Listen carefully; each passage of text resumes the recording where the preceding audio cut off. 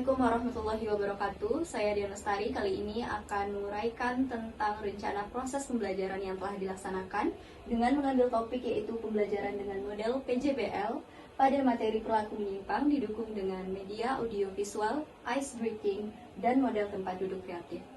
Ini dilaksanakan di SMA Negeri 13 Kota Padang, tepatnya di kelas 10 S1. Yang langsung dibimbing oleh Bapak Dr. Reno Fernandes SPD MPD selaku dosen pengampu mata kuliah pemahaman peserta didik dan pembelajarannya.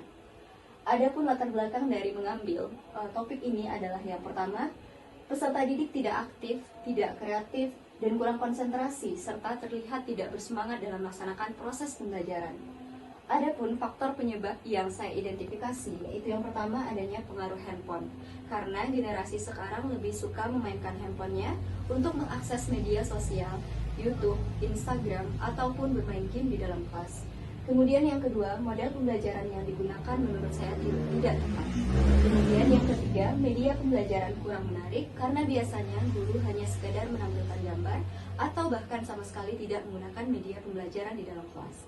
Untuk itu, solusi yang dapat kita gunakan dalam masalah ini adalah yaitu pembelajaran dilakukan dengan menggunakan model pembelajaran project-based learning yang didukung oleh media audiovisual berupa film pendek, memanfaatkan ice breaking sebagai alternatif mengembangkan suasana hati dan fokus serta mengubah posisi tempat duduk peserta didik menjadi bentuk atau model U.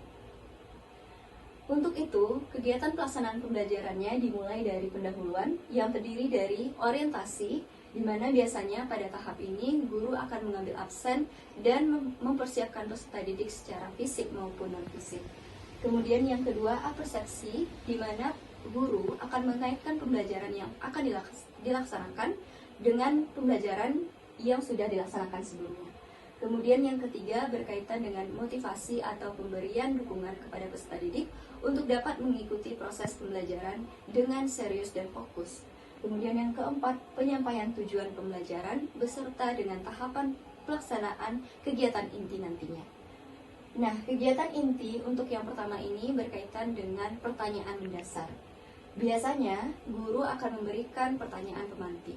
Namun, guru juga bisa mencari alternatif lain dengan memberikan video pemantik, yaitu yang kali ini dicontohkan adalah dengan memberikan video 7:30 PM, sebuah film pendek tentang perilaku menyimpang yang dapat diakses langsung melalui YouTube atau ditayangkan oleh guru di depan kelas.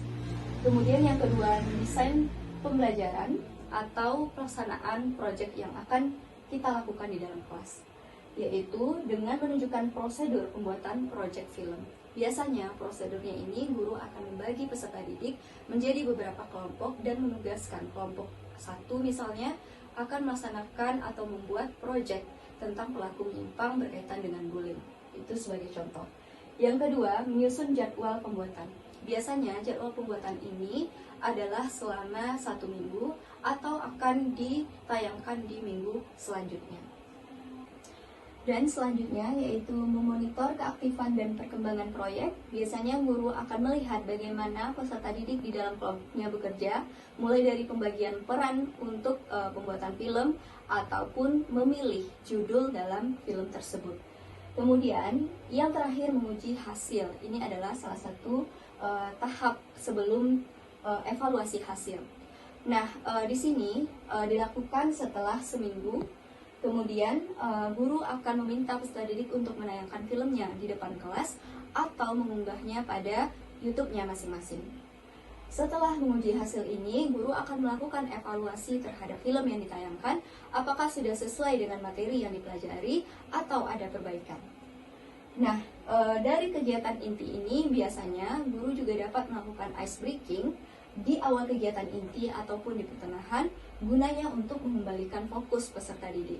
Karena biasanya peserta didik yang usia rentang antara 8 tahun hingga 16 tahun hanya bisa bertahan dalam proses pembelajaran itu fokusnya 24 menit. Untuk itu, guru harus bisa mencari alternatif agar peserta didik kembali fokus dan dapat memperbaiki suasana hatinya, yaitu salah satunya menggunakan ice breaking.